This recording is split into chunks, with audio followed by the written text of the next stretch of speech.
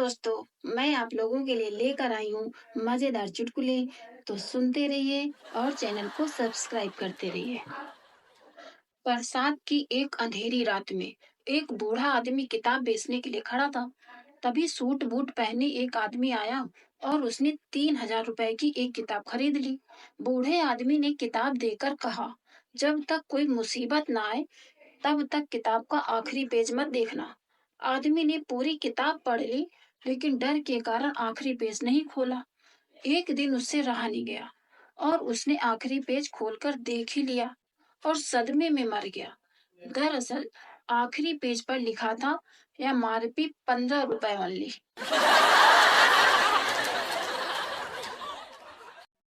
Horror film में जब लड़की को अजीब अजीब आवाजें सुनाई देती हैं, तो वो ऐसे बोलती है, कौन है वहां? जैसे कि भूत उनको बोलेगा।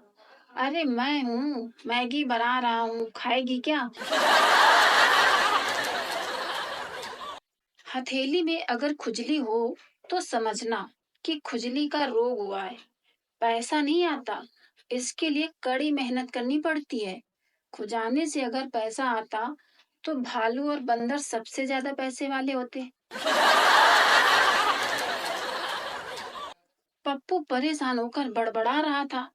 बहुत साल पहले एक बाबा ने कहा था कि भगवान तुझे इतना देगा कि संभाला नहीं जाएगा। अब पता चला कि वो तो वजन की बात कर रहा था। सरदार बोला, अरे वो सांभा, होली कब है? सांभा बोला, सरदार आप हमेशा यही पूछते रहते हैं, आखिर क्या चाहते हैं आप?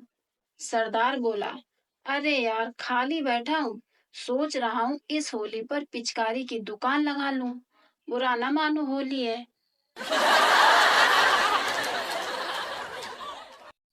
क्लास में लंबा चौड़ा लेक्चर देने के बाद मास्टर जी ने पूछा, किसी को कोई डाउट है तो पूछ सकता है। पप्पू बोला, सर वो आज प्रिया स्कूल क्यों नहीं आई? फिर क्या, पप्पू की हो गई पिटाई।